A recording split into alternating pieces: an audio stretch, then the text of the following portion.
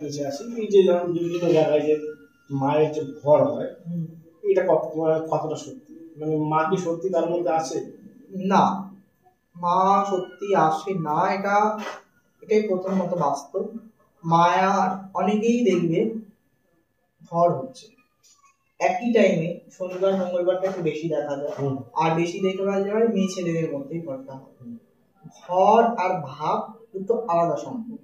ভাব হয়, ভাব আর ভরটা ঠিক মতো যেন হয় না বলবো না, সেটাও না, কিন্তু একটা ঠিক দুপুর 12টা বাজলো, সবাই দেখছে এইখানে সুভাষগ্রামে ধরো একজনের মা মনসার ঘর হচ্ছে বা মা কালী, বেশি যেগুলো দেখা যায় মনসা, শেতলা, কালী ইত্যাদি ইত্যাদি ঘর দেখা যায়, শিবের ঘর দেখা যায়। আচ্ছা, আজ যে দেব দেবী আছে তাদের ঘর হয় না কেন?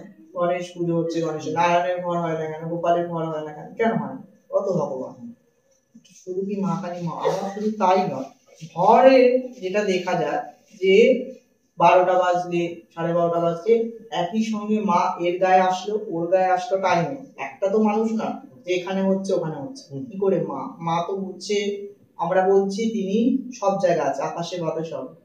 তাহলে ঘরটা যদি তাদের, প্রথমত কিছু মানুষের ঘর হয় না, আমি এই কথা বলবো না, ঘর অবশ্যই, ঘরটা কি জিনিস আমি ক্লিয়ার করে দেবো।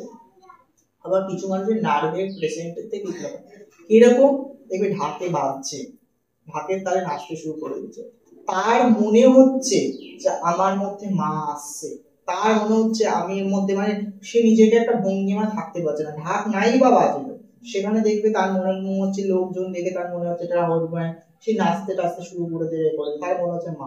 অথচ যদি তাকে তুমি গিয়ে এমন একটা জীবিত মৃত ব্যক্তির নামে প্রশ্ন করো, সে কিন্তু বলতে পারবে না। যদি প্রপার ভর সত্য হতোই, তাহলে রবীন্দ্রনাথের যখন মেরিলটা চুরি হয়ে যায়, মা জগৎজননী যখন স্বয়ং আসে, তাহলে বলতে পারলো না? যদি প্রপার ভর যদি সত্য হতো, তাহলে সেই ক্ষেত্রে কোনো মানুষ, ধরো মা আসছে, তো মা আবার বলবে ওই তাবিজটাকে করে দে এত টাকা, মাকে দেওয়ার শক্তি কারোর আছে? স্বয়ং মমতা ব্যানার্জিকেও বলছে মা আমাকে দিয়ে দাও, স্বয়ং মানে কি বলবো, প্রধানমন্ত্রী ভগবানকে বলছে ভগবান তুমি আমাকে ভালো করো। মা তো মহাশক্তি, তিনি যদি এসে কাউকে কবচ দেয়, তিনি যদি এসে কাউকে একটা সিঁদুর পরিয়ে দেয়, তার উপর তো কিছুই হয় না। তো মা এসে কখনো ঘরেতে বসে যাইতে পারে না, মা তো এসে কখনো, কিন্তু মা কখনো আসছে না, ওর মধ্যে ভাব সৃষ্টি হচ্ছে যে আমার মধ্যে ভাব আসছে। আর যদি কারো মানুষের ক্ষেত্রে, আমার নিজে দেখা, আমি ছোটবেলা ভর এসেছে কিন্তু পার্টিকুলার টাইম নেই, কোনো একটা দেখবে অনাচার হয়েছে, তার নাম এসে বলতে হয় না, তার কখনো তোমার নামটা পর্যন্ত গিয়ে বলতে হবে না, মা এসেছে, তুমি তোমাকে জানে না তোমার নাম মা, মা জগতের কথা জানে। এবং শুধু তাই নয়, 5 সেকেন্ডও থাকতে পারে, 5 মিনিটও থাকতে পারে, তার 2 মিনিট, সেটা উনি কতক্ষণ থাকে, কিন্তু কারোর জন্য সময় করে 12টা থেকে 1টা অব্দি লোককে থাকা, এটি মার কোনো এই না।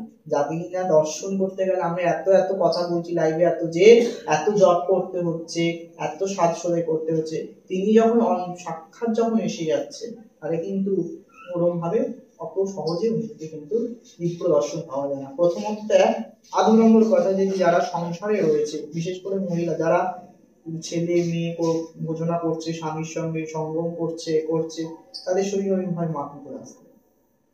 মা কি, মাকে নিয়ে তারা কি বুঝেছে, মায়ের জন্য কি ত্যাগ করেছে, তারা কি ত্যাগী, তারা ত্যাগ করেনি, তারা তো কোনো, তাদের মধ্যে ত্যাগ নেই, তার মায়েরটা তো ভাবলো না, শুধু সারাদিন জব করলেও হয় না।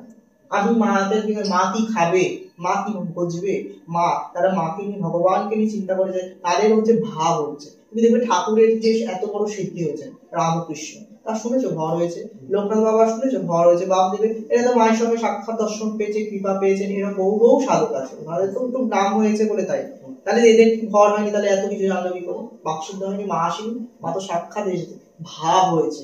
ভাব মানে আমি তোমাদের আগেও বলেছি, আমাদের শরীরের মধ্যে কিন্তু মা আছে, তোমার যে মূলাধার, স্বাধিষ্ঠান, আত্মা, মণিপুর, যেই চক্রগুলো যখনই জেগে আছে, মা তোমাকে এমনই একটা, যে ওই শক্তিকে তুমি নিজের মধ্যে ধরেছো, যে রেখেছো, সে তুমি একটা বিছনায় বসে বসে তুমি তার মানুষকে দেখে বোঝা যাবে, তার জন্য ঘরের দরকার হয় না। তুমি ভাবে, মানে মা তোমার মধ্যে একটা ভাবে বলি দিচ্ছে, তোমাকে তুমি বলতে চাইছো না, তোমার কথাটা মা বলি দিচ্ছে, তোমার মনে কি চলছে সেটা তুমি অলরেডি জেনে যাচ্ছ, তার জন্য আর ঘরের দরকার হয় না। বুঝতে পেরেছো? ঘরটা কিছুটা এখনকার দিনে বেশিরভাগটা ভণ্ডামো ছাড়া কোনোই নেই, মাকে নিয়ে রোজগার, এক কথা বলতে গেলে আর কিছুই না।